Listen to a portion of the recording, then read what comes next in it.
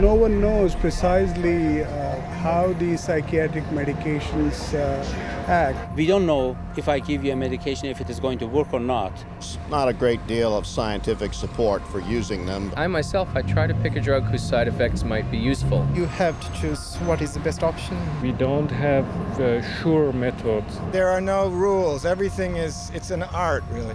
I would say it's a trial and error. Often it's trial and error. It's a kind of a trial and error. It's trial and error. Some degree of trial and error, I guess. You never know if it's the right drug. It's a much more complex subject. There's always going to be huge surprises, and that's what makes it so difficult. The best psychiatrists in the world will mess up all the time.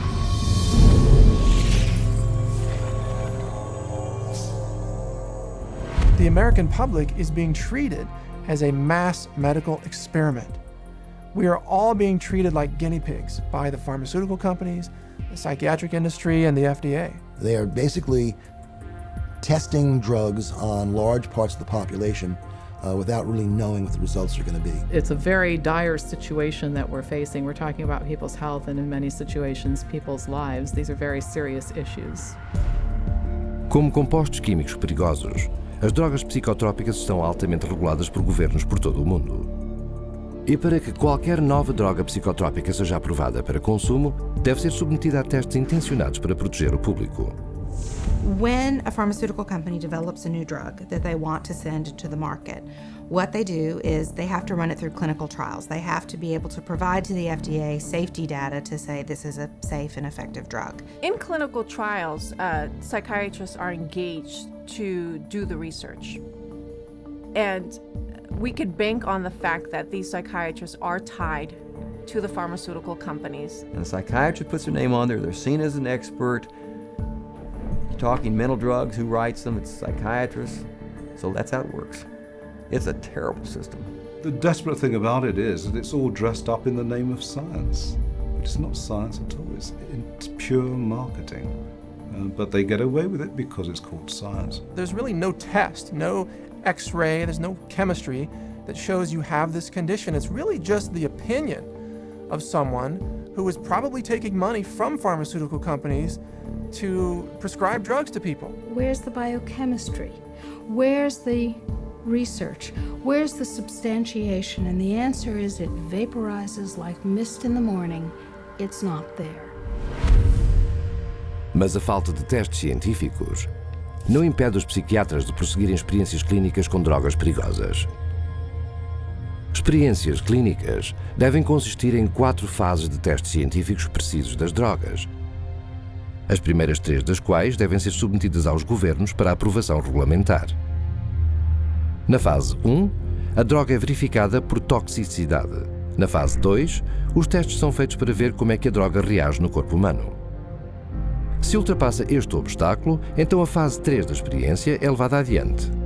Mas sem testes laboratoriais para verificar ou medir qualquer desordem mental e com muito dinheiro em jogo, a pesquisa das drogas psiquiátricas é altamente subjetiva e cheia de manipulações. There are many places where you can tweak the study just a little bit with the study design or with the way you gather the data or the way the data are reported. And there's so many different ways you could bias a study. I've seen what they did to the data in these trials. There's no question that they manipulated the data. For example, let's say they had 100 people to start with. 40% drop out. 30% have a positive response. 30% have no response. They then say that they have a 50% response rate, when in fact, most of us would say it's a 30% response rate because only 30 out of the original 100 really responded. And so you can see that that's a little bit of a manipulation of the research data. When they design drug studies, they're only looking at the one thing they want to see. And they don't report all the other things that are happening. Por exemplo, o antidepressivo Cymbalta.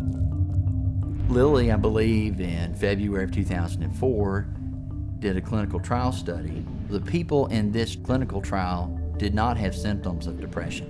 And in that clinical trial, there were 11 attempted suicides and 4 suicides completed.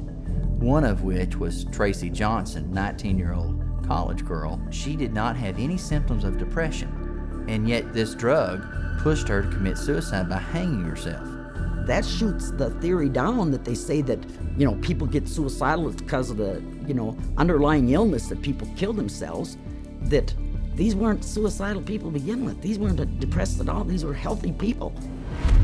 Uma grande quantidade de cobertura dos meios de comunicação seguiu-se.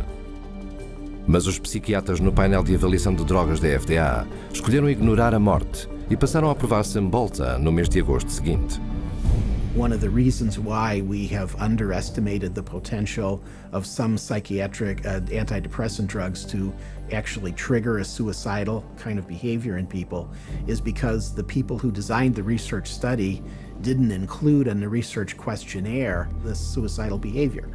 And then you can report that we had 0 incidents of this type of behavior among our subjects. And then the response is trumpeted as if there's something magical about it, when in fact what's happened is a whole statistical tap dance routine that violates good science. However, on the basis of that kind of phony trial, the drug can be marketed. Keep in mind that when a drug is tested in the clinical trials, it's only a very short period of time. The final phase of testing can be anywhere from 5 to 6 weeks. The longest of those studies was 8 weeks.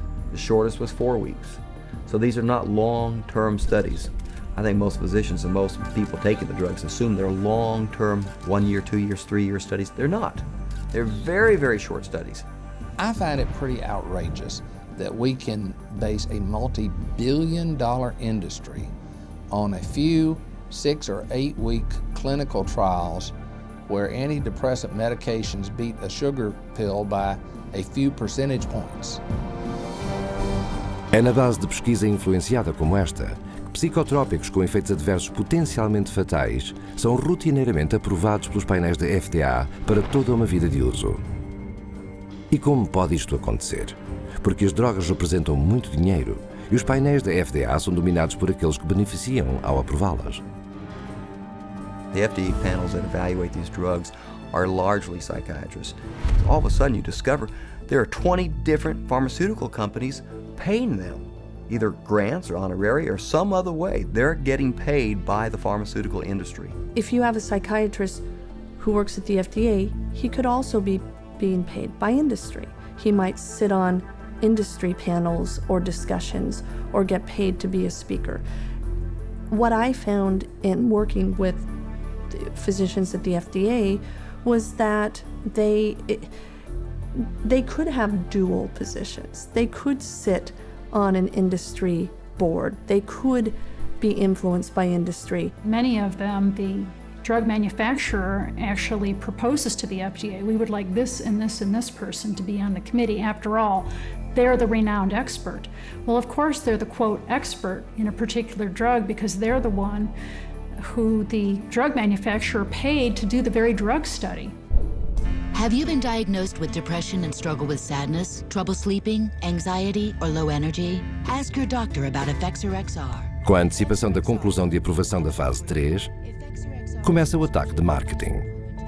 E enquanto os psiquiatras começam a promover e a prescrever estas drogas em todo o mundo, ainda há uma outra fase para ser levada adiante.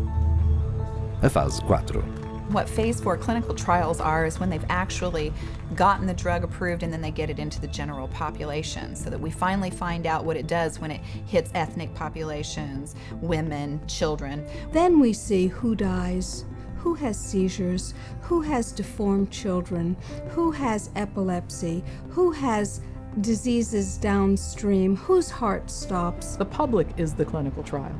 That's where we find out the problems with these drugs. This is an experimental stage, and it's so much so that one consumer protection group has advised patients that they refuse a prescription for any drug that hasn't already been on the market for 7 years. So if you're taking a drug that's only been out for a year or 2 or 3, you are a guinea pig.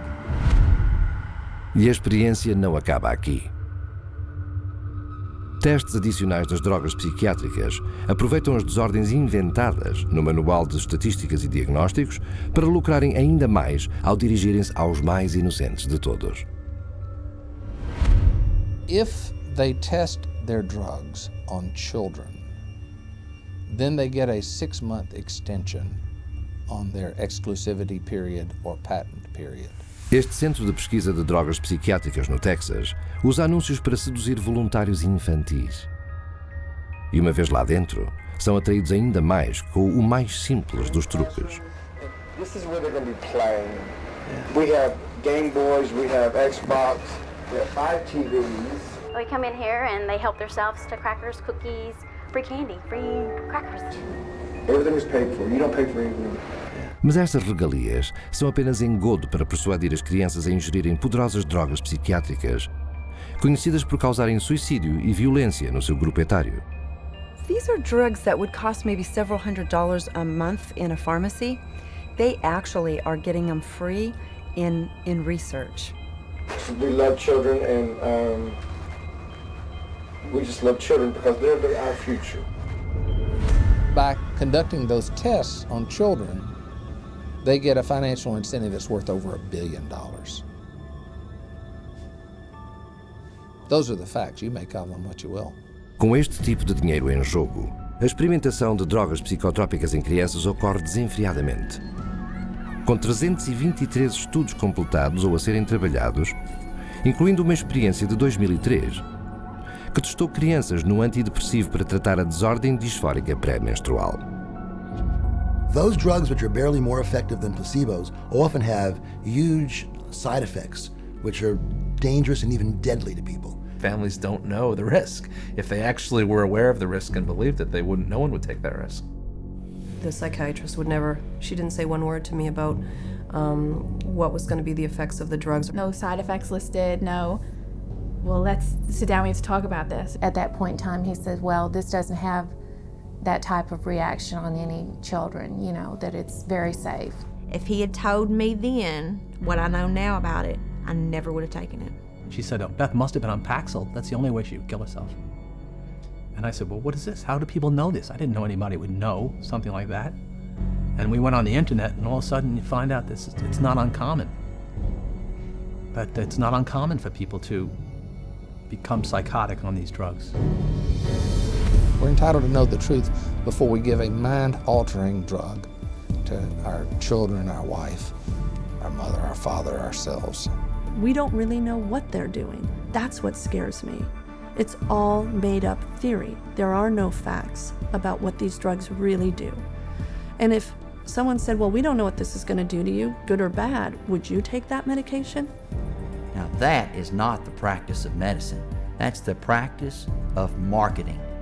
And this practice of marketing is taking lives. And the poor patient doesn't even know it. Mas no experimentar e comercializar de drogas psicotrópicas, o dinheiro vence a segurança.